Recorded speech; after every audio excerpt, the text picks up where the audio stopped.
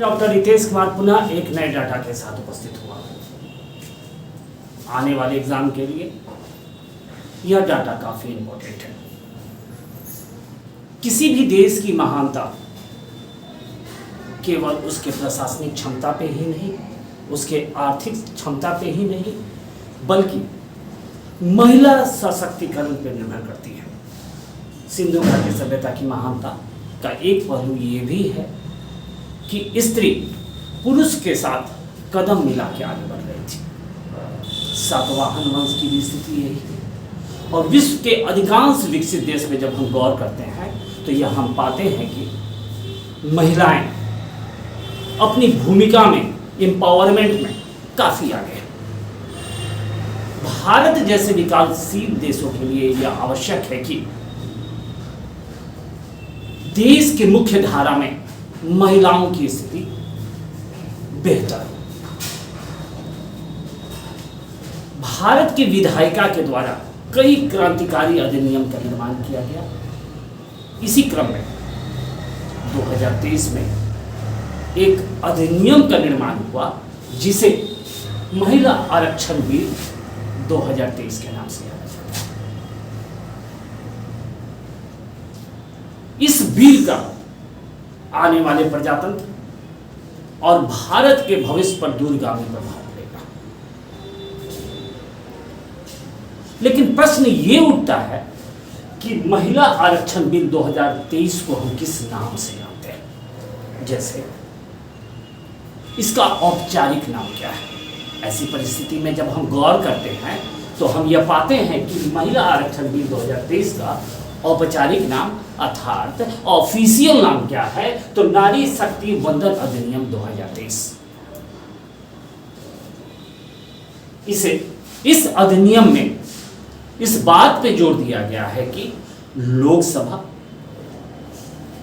के साथ साथ राज्यों की विधानसभा में महिलाओं को 33% आरक्षण का प्रावधान दिया जाएगा।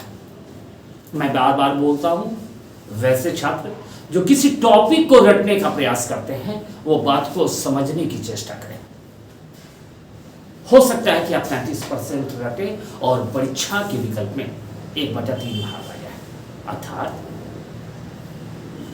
नारी शक्ति वंदन अधिनियम 2023 के द्वारा लोकसभा और विधानसभा में महिलाओं का आरक्षण 1/3 भाग अर्थात 33% कर दिया जाएगा।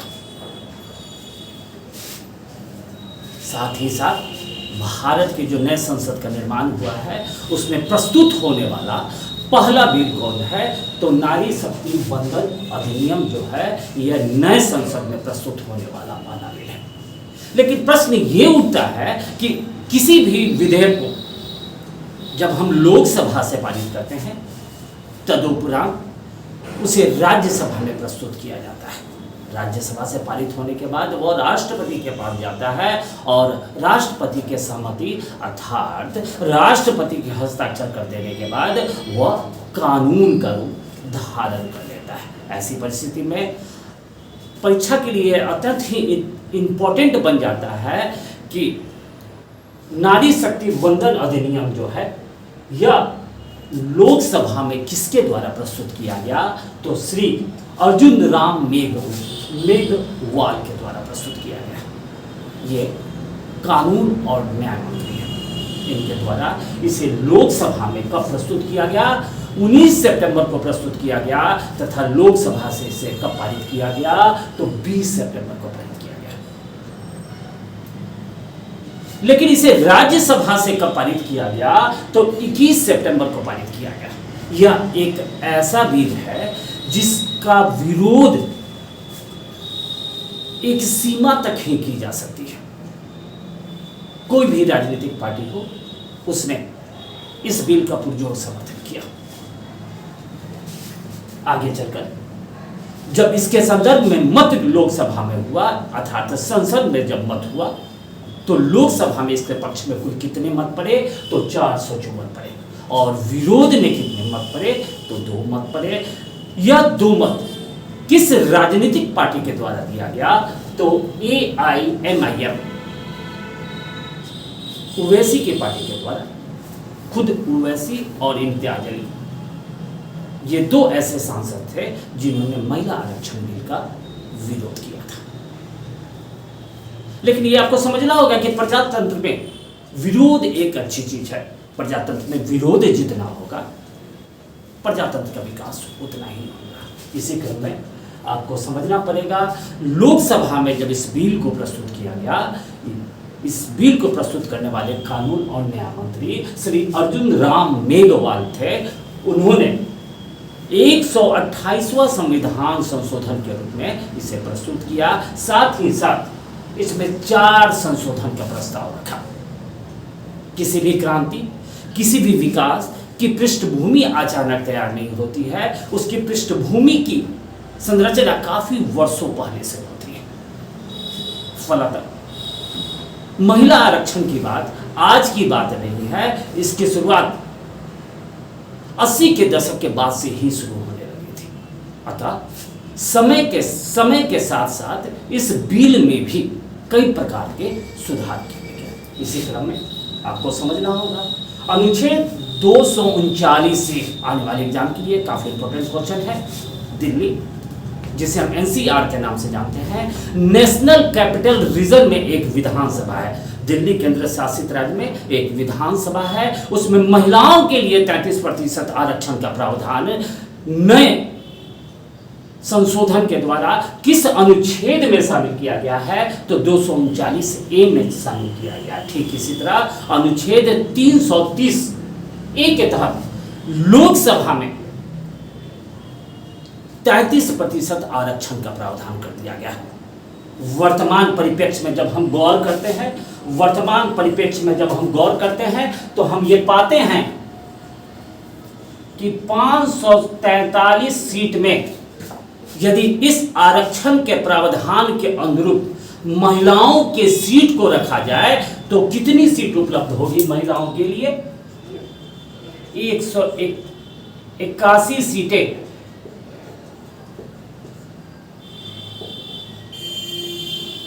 महिला को आरक्षित होगी। कब होगी? जब यह अधिनियम, यह कानून इंप्लीमेंट हो जाएगा, मतलब कानून के रूप में सरकार जब इसे लागू कर देगी।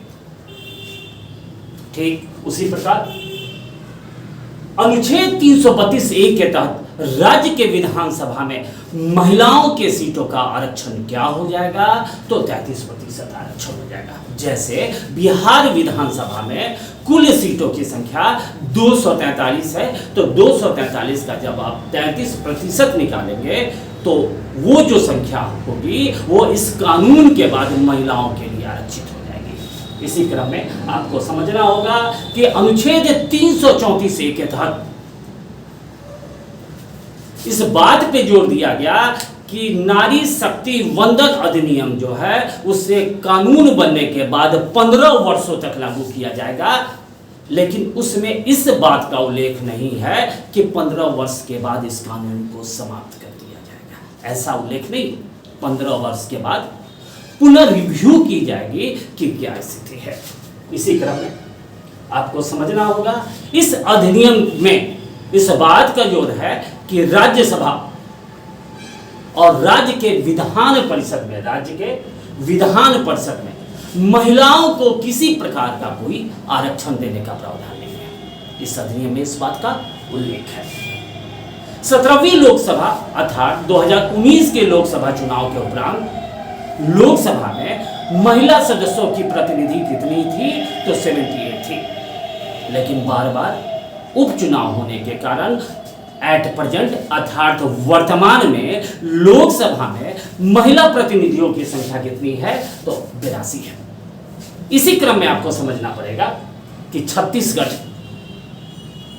भारत का सर्वाधिक महिलाओं को रिप्रेजेंट करने वाला विधानसभा है। अर्थात छत्तीसगढ़ के विधानसभा में महिला प्रतिनिधियों की संख्या सर्वाधिक है। यह संख्या कितनी है, तो 14.50% है। ठीक उसी तरह वर्तमान में लोकसभा में महिला प्रतिनिधियों का प्रतिशत कितना है, तो 15% के आसपास है। लेकिन इस अधिनियम को ठीक से समझने के लिए इसके बैकग्राउंड में जाना होगा, इसके इतिहास में जाना होगा। आखिर इस महिला आरक्षण बिल की शुरुआत कब से हुई? इस क्रम में जब आप गौर करेंगे या महिला आरक्षण विधेयक का इतिहास में जब गौर करेंगे तो आप पाएंगे 81वां संविधान संशोधन 1996। उस समय देश के प्रधानमंत्री कौन थे? तो श्री HD देवगौड़ा हुआ करते थे। और यह वही दौर है जब गठबंधन की सरकार प्रारंभ होती है। इस गठबंधन को अंग्रेजी में कोalition के नाम से जाना जाता है। जब भी गठबंधन की सरकार बनेगी तो उसमें खींचतान काफी ज्यादा होगा और क्षेत्रीय पार्टियों का स्वार्थ किसी भी गठबंधन में काफी ज्यादा होता है तथा वो देश के हित के लिए खतरा होता है।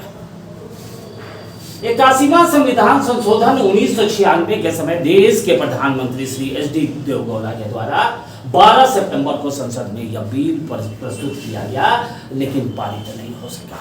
इसके पारित होने के पीछे हिंदी भाषी क्षेत्र के राज्य थे, जैसे बिहार, उत्तर प्रदेश, राजस्थान, मध्य प्रदेश जैसे राज्य। जो पुरुष प्रधान समाज है वो किसी भी परिस्थिति में महिलाओं के सशक्तिकरण का पुरजोर समर्थन नहीं करता है। ऐसे हिंदी भाषी क्षेत्र के जो छोटी पार्टियां हुआ करती थी उनके द्वारा जबरदस्त विरोध किया गया, भले ही सरकार उनकी थी, फलतः यह विधेयक पारित नहीं हो सका।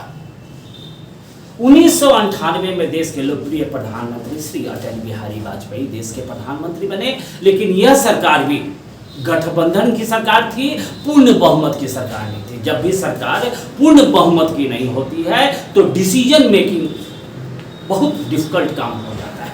ऐसी परिस्थिति में अटल बिहारी वाजपेयी के समय भी यह एक विधेयक महिला आरक्षण से प्रस्तुत किया गया जो पारित नहीं हुआ। लेकिन इस दिशा में पारित नहीं होने के बावजूद बार बार प्रयास किया गया। इसी क्रम में 1999, 2002, 2003, 2004 में महिला आरक्षण से संबंधित बिल को प्रस्तुत किया गया, लेकिन पारित नहीं हो सका क्योंकि यह वो दौर था जिसे हम गठबंधन की दौर के नाम से जानते हैं। उसमें सरकारें एक दल की न बनकर कई दलों के सहयोग से बनती थी और हर एक दल की अपनी वोट बैंक थी, अपना स्वार्थ था, फलतः पारित नहीं हो सका। 2008 में यूपीए की सरकार बनी और इसके प्रधानमंत्री कौन बने? डॉक्टर मनमोहन सिंह बने, जिन्हें भारत में उदारीकरण के जनक के रूप में भी जाना जाता है। डॉक्टर मनमोहन सिंह के द्वारा 108वां संविधान संशोधन सदन में प्रस्तुत किया गया, लेकिन यह केवल राज्यसभा में पारित हुआ, लोकसभा में यह पारित नहीं हो सका। लेकिन राज्यसभा में पारित होने के बाद महिला आरक्षण से संबंधित विभिन्न पहलुओं की रूपरेखा को जांचने के लिए कई समिति का निर्माण किया गया, जिसे मूलतः अस्थायी समिति के नाम से जाना जाता है। लेकिन वर्तमान सरकार अर्थात श्री नरेंद्र मोदी की सरकार पूर्ण बहुमत वाली सरकार है। प्रजातंत्र में विरोध एक आवश्यक तत्व है, लेकिन सरकार की उपलब्धियों को भी गौर करने की आवश्यकता होती है। नरेंद्र मोदी के द्वारा इस महिला आरक्षण बिल, जिसे नारी शक्ति वंदन अधिनियम के नाम से जाना जाता है, सदन में प्रस्तुत किया गया और इसे पारित करा लिया गया। ऐसा क्यों हुआ?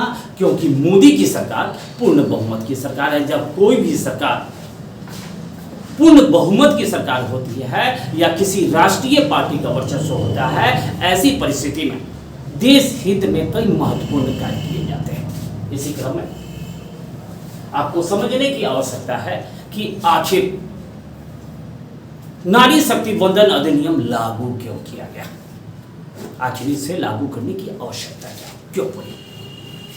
जब हम इस पे गौर करते हैं तो हम पाते हैं महिला सशक्तिकरण के लिए इसकी आवश्यकता है, लेकिन आखिर लागू कब होगा?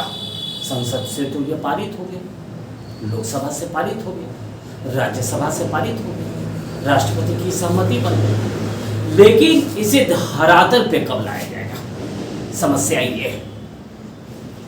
जब आप गौर करते हैं तो आप पाते हैं कि भारत की वर्तमान जनगणना का कार्य पूरा नहीं हुआ है। साथ ही साथ भारत का लोकसभा का और विधानसभा का परिसीमन कब तक है, 2026 तक है।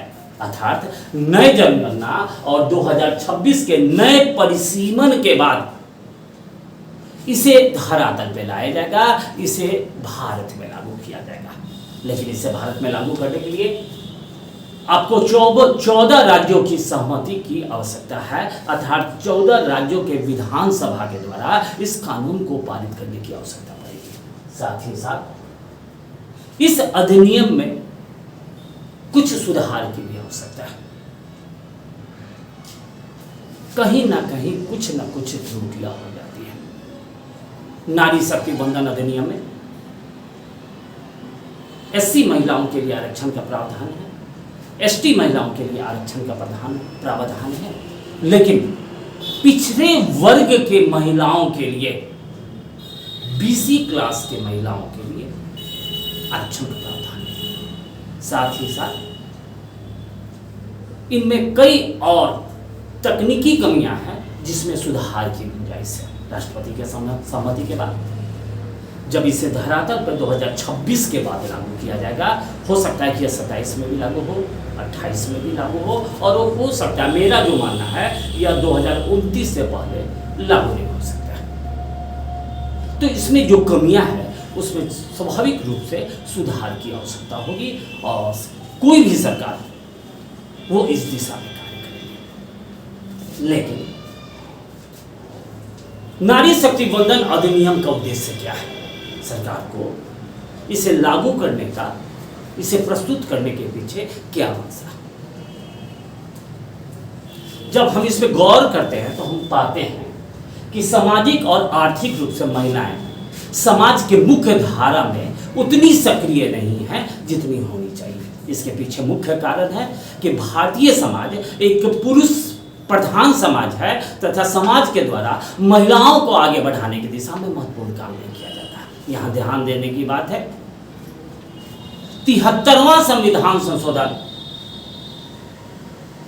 के तहत पंचायती राज अधिनियम 1993 में जो बना, उसके तहत बिहार महिलाओं के सशक्तिकरण के दिशा में महत्वपूर्ण काम किया, क्रांतिकारी काम किया।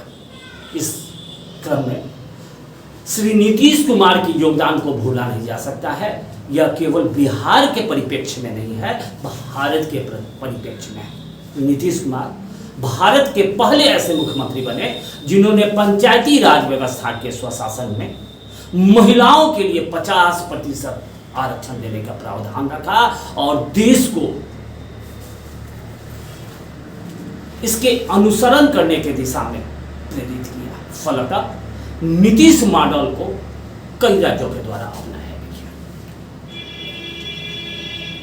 इसी क्रम में सामाजिक और आर्थिक सुधार, महिलाओं आर्थिक रूप से काफी पिछड़ी हैं, सामाजिक रूप से काफी पिछड़ी हैं, उन्हें मुख्य धारा में लाने के लिए, राजनीतिक रूप से मुख्य धारा में लाने के लिए इस दिशा में काम करने की आवश्यकता थी। साथ ही साथ महिलाओं में साक्षरता काफी कम है और लिंगानुपात भी काफी कम है, उसमें सुधार लाने के लिए इस कानून की आवश्यकता पड़ी, इस बिल की आवश्यकता पड़ी। लेकिन इस दिशा में आपको ध्यान देने की है, आई ग्लोबल जेंडर गैप रिपोर्ट, आई ग्लोबल जेंडर गैप रिपोर्ट 2021 में यह बताया गया है कि भारत में लिंगानुपात का अत्यधिक अंतर आ चुका था, जिसके कारण इस बिल के द्वारा महिलाओं को सशक्तिकरण करने का प्रयास किया गया। इसी क्रम में पॉलिटिकल एम्पावरमेंट इंडेक्स में यह बताया गया महिला की सहभागिता 13.5% की गिरावट आई है।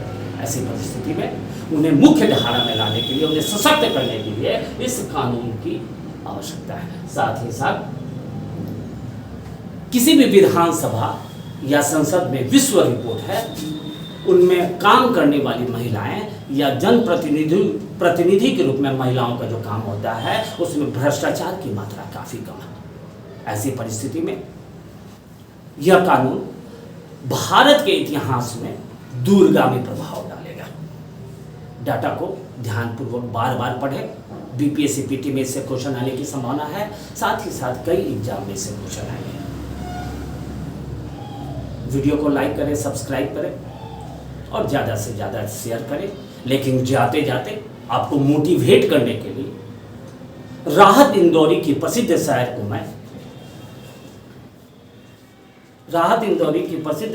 मैं बोलना चाहता हूँ। कभी कभी महक की तरह गुलों से उड़ते हैं, कभी कभी महक की तरह गुलों से उड़ते हैं, कभी कभी धुएं की तरह पर्वतों से उड़ते हैं।